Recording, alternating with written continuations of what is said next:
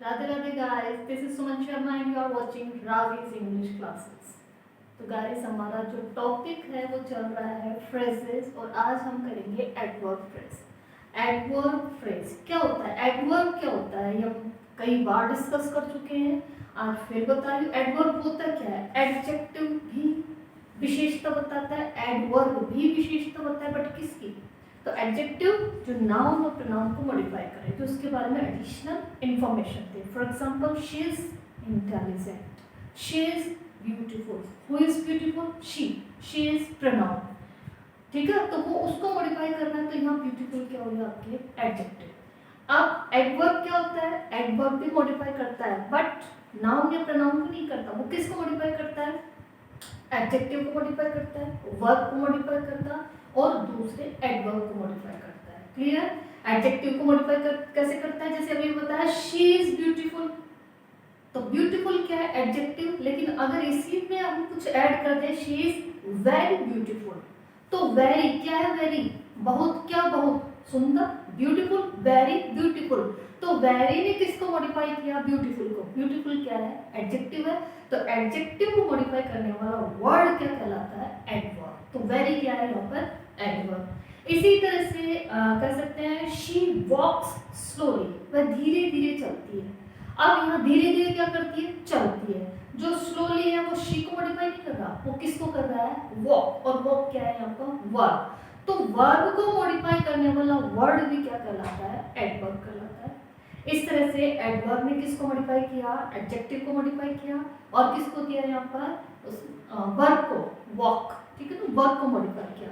एक एग्जांपल और अगर अपन इसके she walks very slowly, she walks very slowly, तो शी वॉक्स स्लोली क्या? स्लोली वॉक, तो वॉक को मॉडिफाई किया था तो एडवर्ब था। अब वेरी स्लोली, वेरी बहुत धीरे धीरे, तो स्लोली पहले से क्या है? एडवर्ब है। और वेरी ने किसको मॉडिफाई किया? स्लोली को, तो वेरी भी क्या बन गया यहाँ पर? Yes, adverb. So in this way we can say that the word which modifies or which gives us additional information about, yes, adjective, verb and another adverb. Is it clear? तो ये इसी तरह से adverb phrase होता है। adverb single word का होता है और adverb phrase है वो क्या होता है? more than one word। इसका मतलब एक से अधिक शब्दों का समूह क्या कहलाता है? adverb phrase। So, an adverb phrase is a group of words that acts as an adverb which modifies not only an adjective adjective and verb but also adverb itself। ठीक है, तो क्या कह रहा है? एडजेक्टिव जो है, एडवर्ब फ्रेज जो है वो एक सेंटेंस में एडवर्ब का ही रोल प्ले करता है। ठीक है, और मॉडिफाई करता है ना केवल एडजेक्टिव और वर्ब को, बल्कि किसको? एडवर्ब, स्वयं एडवर्ब को भी क्या करता है? मॉडिफाई करता है। अब ये जो क्वेश्चन है, हम इसमें जब कुछ सेंटेंस पढ़ते हैं उस सेंटेंस में इनके अगर आंसर आपको मिलते हैं, how, when, where, why, how often, तो समझ जाइए वो क्या है? Adverb phrase. और इजी लैंग्वेज में समझिए कि अगर उसमें बता रखा हो कि कैसे, क्या है, हाउ, व्हेन समझ दे रखा हो, ठीक है, आपके हाउ मीन्स कैसे, इसका मतलब मैनर, किसी काम को करने का तरीका बता रखा हो, समय दे रखा हो, वेयर किसके लिए यूज करते हैं? प्लेस के लिए, इसका मतलब प्लेस, स्थान बता रखा हो, वाई का जब कोई रीजन जानना हो या बताना हो, तो रीजन के लिए हाउ ऑफन या ऑफ्टन, इसका मतलब frequency of an action, action की फ्रीक्वेंसी जाननी हो कि कितनी बार ये काम होता है या करते हो। तो इन सिचुएशंस में इनके जो रिप्लाई मिलते हैं वो क्या होता है? आपका एडवर्ब या adverb phrase. Is it clear? अब देखिए हम कुछ एग्जांपल से समझते हैं और इसमें ये भी देखेंगे कि कौन कौन से एडवर्ब्स आ रहे हैं। एडवर्ब बता दिए कौन कौन से होते हैं, काफी होते हैं, there are so many types. कौन कौन से? जो समय बताए, प्लेस बताए, मैनर बताए, रीजन बताए, फ्रीक्वेंसी ऑफ एक्शन बताए, वो सब क्या होते हैं? एडवर्ब। अब एग्जांपल समझते हैं। My mom was angry with me for getting home really late। घर वास्तव में बहुत लेट आने के कारण मेरी माँ मुझसे नाराज हो गई थी या गुस्सा हो गई थी। क्यों हो गई थी? इसका रीजन ये था। ठीक है, तो why, अगर हम इसका क्वेश्चन करें, yes why was your mother angry with you, तो उसका आंसर, उसका रिप्लाई ये आएगा। इसका मतलब हमने इसका क्वेश्चन किससे किया, व्हाई से, ठीक है। इसी तरह से my aunt will be coming to India in the month of June. In the month of June इसका मतलब कि when will your aunt be coming to India, आपकी आंट इंडिया कब आ रही है, in the month of June. It means when, हम question किससे करेंगे इसमें, व्हेन से, कब आ रही है, तो इसका रिप्लाई मिला ये। तो इसमें रियली लेट ये है एडवर्ब फ्रेज, यहाँ पर in the month of June ये है इसका एडवर्ब फ्रेज। इसी तरह से there is a new supermarket right in front of my home, तो क्वेश्चन क्या बन जाएगा, where is a new supermarket, supermarket है कहाँ, बिल्कुल मेरे घर के सामने, right in front of my home, it means where. आपने वेयर से क्वेश्चन किया और इसका रिप्लाई ये निकल कर आया, तो ये हो गया आपका adverb of place, adverb of time, adverb of reason, ठीक है। इसी तरह से we walked over the bridge, तो क्या हो जाएगा, वेयर डिड यू वॉक, तो उसका we walked over the bridge, तो वही क्या हो गया यहाँ पर, where, adverb of place. Now next one is Raman waited silently and patient. Raman ने बड़े शांति और धैर्य के साथ इंतजार किया, तो how did Raman wait, Raman ने कैसे इंतजार किया, ऐसे, कैसे, it means how, how did Raman wait, तो ये हो गया मैनर, यहाँ क्या होता है, तरीका, भाई उसमें बड़ी धैर्य है, बड़े धैर्य के साथ उसने इंतजार किया। इसी तरह से almost every year we take a trip to the south. अब ध्यान दीजिए, ऑलमोस्ट एवरी ईयर, ये क्या क्या शो कर रहा है, फ्रीक्वेंसी ऑफ एन एक्शन, करीब करीब हर साल तो हम साउथ की ट्रिप करते ही हैं, तो क्या है ये, कितनी बार, साल में एक बार, मंथ में एक बार, सप्ताह में 2 बार कोई काम हो रहा है, फ्रीक्वेंसी बता रहे हैं, तो यहाँ बता रहे हैं कि करीब करीब साल में एक बार, वर्ष में एक बार हम साउथ का ट्रिप करते हैं। तो यहाँ हो गया आपके how much, sorry, how many times, how many times, इसका मतलब इन शॉर्ट कर सकते हैं frequency, frequency of an action, clear. Now next is due to the sudden rains we had to cancel our plan. क्यों plan क्यों cancel करना पड़ा, अचानक वर्षा हो जाने के कारण, तो ये रीजन दे दिया, भाई तुम्हारा ये प्लान था, फिर तुमने कैंसिल क्यों कर दिया, तो कैंसिल होने का रीजन था ड्यू टू, के कारण, है ना, फिक्स्ड फ्रेज है ये, ड्यू टू इसका मतलब के कारण, तो due to the sudden rains, तो यहाँ पर क्या हो गया, वाई, वाई से क्वेश्चन करेंगे, क्या छिपा हुआ है इसमें, रीजन छिपा हुआ है, कारण छिपा हुआ है, कॉज छिपा हुआ है। तो देखिए इस तरह से नाउन क्लोज हो, एडजेक्टिव क्लोज हो, एडवर्ब क्लोज हो, अगर आपने उसको बेसिक जो कि ज्यादा टिपिकल नहीं है उसको समझ लिया, तो आप फटाफट इसमें देख सकते हैं कि ये नाउन क्लोज है, ये सॉरी फ्रेज है, या एडजेक्टिव फ्रेज है, या एडवर्ब फ्रेज है, और एडवर्ब फ्रेज है तो वो कौन सा है, ठीक है, एडवर्ब ऑफ प्लेस है, एडवर्ब ऑफ रीजन है, एडवर्ब ऑफ फ्रीक्वेंसी कौन सा है, तो you can identify in this, take a screenshot. तो गाइस, अब जो अभी हमने एक्सरसाइज की है, जो एग्जांपल्स किए, उससे क्या कंक्लूजन निकलता है, क्या निष्कर्ष निकलता है, आप इसमें देख सकते हैं कि जब कहीं प्लेस बताया हुआ हो तो वहाँ हम किससे क्वेश्चन करेंगे, व्हेन से। इट मींस आपको सेंटेंस में दिख जाएगा हेयर या देयर या एवरीवेयर, तो समझ जाइए क्या ये क्या शो करते हैं, यहाँ वहाँ हर जगह, क्या है ये, प्लेस को शो करते हैं, तो ये हो गया आपका एडवर्ब ऑफ प्लेस। इसी तरह से टाइम को शो करते हैं कौन, now, yesterday, today, tomorrow, at this time, at this moment, तो ये टाइम को शो करते हैं, इसका मतलब हम क्वेश्चन किससे करेंगे, व्हेन से। तो ये वर्ड्स जहां दिख जाए इस तरह से टाइम को शो करने वाले बोलते हैं एडवर्ब ऑफ टाइम, इसका मतलब टाइम को शो करने वाले भी एडवर्ब होते हैं, तो प्लेस को शो करने वाले वर्ड्स भी एडवर्ब होते हैं। इसी तरह से हाउ, मैनर, मैनर मींस तरीका, ढंग, किसी काम को करने का तरीका, ठीक है। तो ये क्या हो गया, जैसे क्विकली, किसी काम को बहुत जल्दी से करना, स्लोली, धीरे धीरे करना, क्वाइटली, शांति से, पेशेंटली, धैर्य के साथ, हैप्पीली, बड़े खुशी खुशी, एंग्रीली, बहुत गुस्से से। तो ये क्या है, इस तरह से और भी वर्ड्स जो कि बताते कि काम कैसे करता है या कैसे किया जाता है या कैसे हुआ। तो वो हो गया आपके मैनर में, जिसमें हम क्वेश्चन करेंगे हाउ से। ठीक है, हाउ डिड दिस हैपन, ये कैसे हुआ, ये ऐसे हुआ, इनमें से कोई वर्ड्स यूज करें। तो ये हो गया आपके एडवर्ब।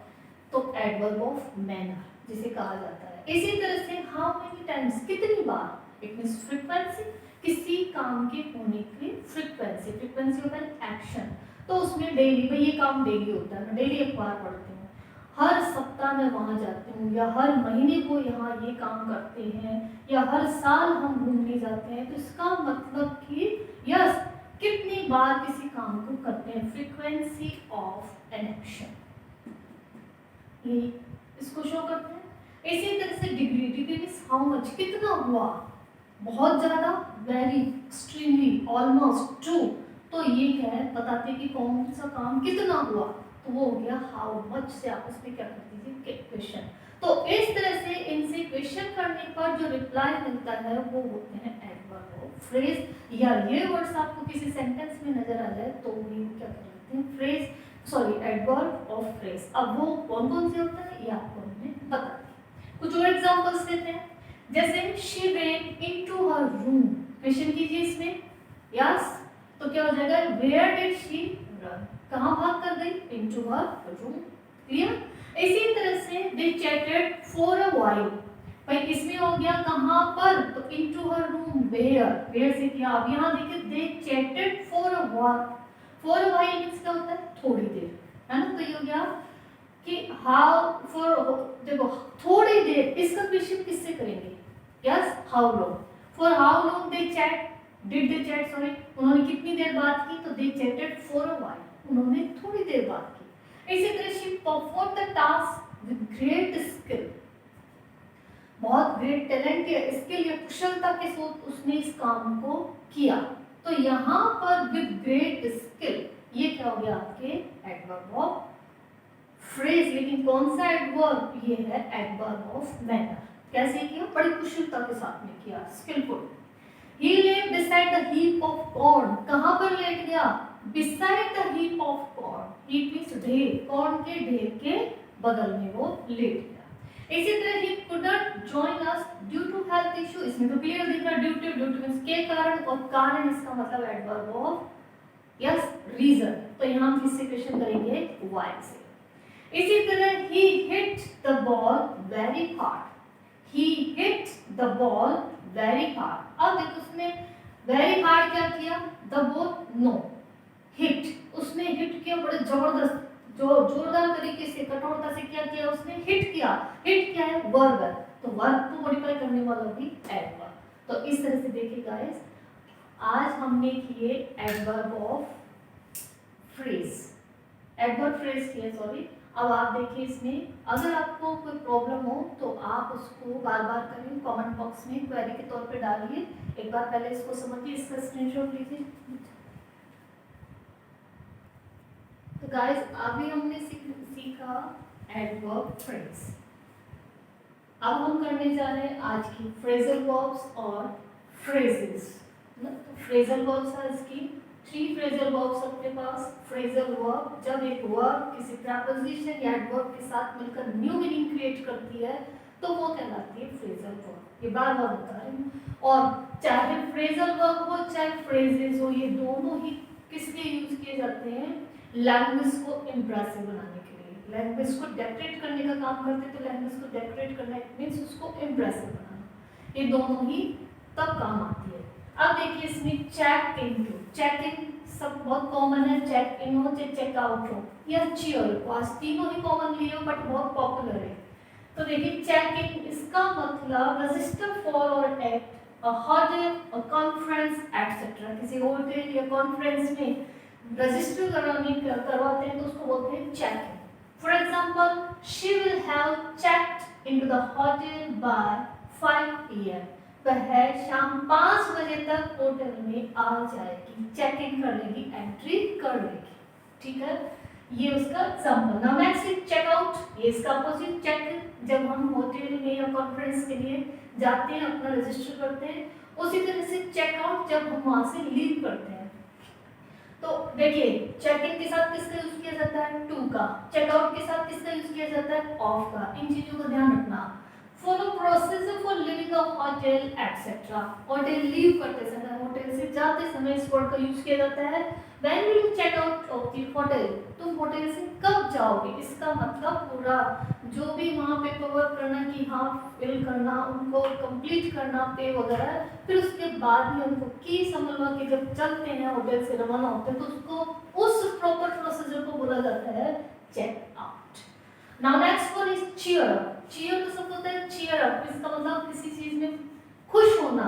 तो ये क्या है? Cheer up help someone feel less worried or less depressed or less sad. किसी कोई मान लीजिए कोई डिप्रेस्ड है, कोई वरीड है, कोई बहुत सैड है, तो उसको थोड़ा सा क्या करना? फील लेस, उसका उस दुख को कम करना, उसके लिए कोई तरीके अपनाना, तब उसको क्या बोलते हैं? Cheer up. फॉर एग्जांपल देखिए, इसका एग्जांपल बहुत अच्छा है। Her brother is depressed for not getting a job. उसका भाई जॉब न मिलने के कारण बहुत डिप्रेशन में है, डिप्रेस्ड है। So she has sent a funny video to cheer him up। इसलिए उसके थोड़े दुख को, इस डिप्रेशन को कम करने के लिए, उसका मूड थोड़ा लाइट करने के लिए उसकी बहन ने उसको क्या सेंड किया? एक फनी वीडियो। तो क्या गया? क्यों भेजा? टू चीयर हिम अप, उसको थोड़ा सा खुश करने के लिए, उसका माइंड उसके डिप्रेशन से डाइवर्ट करने के लिए। तो ये इसका एक बहुत अच्छा एग्जांपल है। तो इन दिस वे हमने किए 3 phrasal verbs. Now come to phrases. देखिए फ्रेजल वर्ब, फ्रेजेस बच्चे कंफ्यूज होते हैं, इसलिए मैं साथ साथ ले रही हूँ। फ्रेजल वर्ब में एक वर्ब का होना जरूरी है, जबकि फ्रेजेस में हमने पढ़ा कि इसमें वर्ब, फाइनाइट वर्ब बिल्कुल भी नहीं होती है, ठीक है, सब्जेक्ट नहीं होता, दोनों का कॉम्बो तो बिल्कुल नहीं होता फ्रेज में। देखिए इसमें तो क्या होती है, कौन कौन से होते हैं फ्रेजेस हमने किए? नाउन, इसी तरह से आपके एडजेक्टिव और एडवर्ब फ्रेज। तो इसमें वर्ब कहाँ है? तो ब्लैक एंड व्हाइट, बहुत अच्छा यहाँ पर चुनिंदा जो लिख रहा है, बहुत सिलेक्टेड है। ब्लैक एंड व्हाइट, इसका मीन क्या होता है? इन रिटिन। ब्लैक एंड व्हाइट इसका मीन क्या होता है?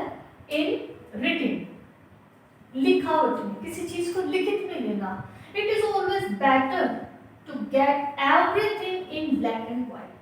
किसी भी चीज को लेना या प्राप्त करना पेपर वर्क में लेना ज्यादा अच्छा है। ब्लैक एंड व्हाइट इसका मतलब लिखित में लेना अच्छा है। आप कोई भी काम करते हो, किसी से कोई भी डील करते हो, तो आज का टाइम जो चल रहा है उसके अनुसार क्या है कि आप हर काम को किस में लो? लिखित में लो।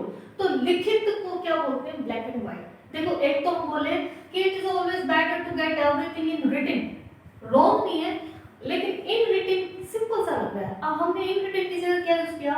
इन ब्लैक एंड व्हाइट। कितना अच्छा लग रहा है। तो वो ये लैंग्वेज को इंप्रेसिव बनाना। इसी तरह बॉडी एंड सोल, बॉडी शरीर, सोल आत्मा। तो इसका मतलब क्या? एंटायरली, तन मन पूरी तरह से, है ना, तन मन पूरी तरह से। तो एंटायरली मींस क्या होता है? पूरी तरीके से, शारीरिक रूप से भी और मानसिक रूप से भी किसी काम में इन्वॉल्व होना, एंटायरली। तो ये क्या हो रहा है? She devoted body and soul to win the prize. उसने प्राइज विन करने के लिए अपनी पूरी ताकत लगा दी, तन मन पूरी तरह से झोंक दिया। बोलते हैं इस तरह से हम लोकल लैंग्वेज में अपने। तो she devoted body and soul. देखिए कितना, मतलब आप इनको जरूर यूज किया करो। थोड़ा सा आपकी जो स्पोकन है वो और अच्छी होगी। एक तो स्पोकन बेसिक होती है और एक होती है एडवांस। तो ये आपको एडवांस की तरफ लेके जाती है। तो she devoted body and soul to win the prize। Prize जीतने के लिए उसने अपना पूरा तन मन लगा दिया। Now next is by fits and starts। किसी किसी की अर्निंग इरेगुलर होती है, किसी किसी का कोई काम इरेगुलर, अनियमित होता है, नियमित रूप से नहीं होता है। फॉर एग्जाम्पल जो काम नियमित रूप से नहीं होता उसके लिए क्या यूज किया जाता है? इरेगुलर की जगह by fits and start. Example देखिए, Rohit earns by fits and start. Rohit कमाता तो है लेकिन इरेगुलरली, अनियमित रूप से। इसका मतलब उसकी जो कमाई का साधन है, कमाता है, वो रेगुलर नहीं है। Bye fits and starts. तो देखा गाइस आपने कि इनको यूज करते हुए, चाहे वो फ्रेजल वर्ब हो चाहे फ्रेजेस हो, इनका यूज करते हुए हम अपनी लैंग्वेज को कितना इंप्रेसिव बना सकते हैं। तो आज की वीडियो में इतना ही। आई होप कि आपको वीडियो अच्छी लगी होगी। अगर मेरे चैनल पर कोई न्यू है तो प्लीज सब्सक्राइब कीजिए, वीडियो शेयर कीजिए, लाइक कीजिए और कमेंट करना ना भूलें। हम नेक्स्ट वीडियो में मिलेंगे प्रेपोजिशनल एडवर्ब के साथ। राधे।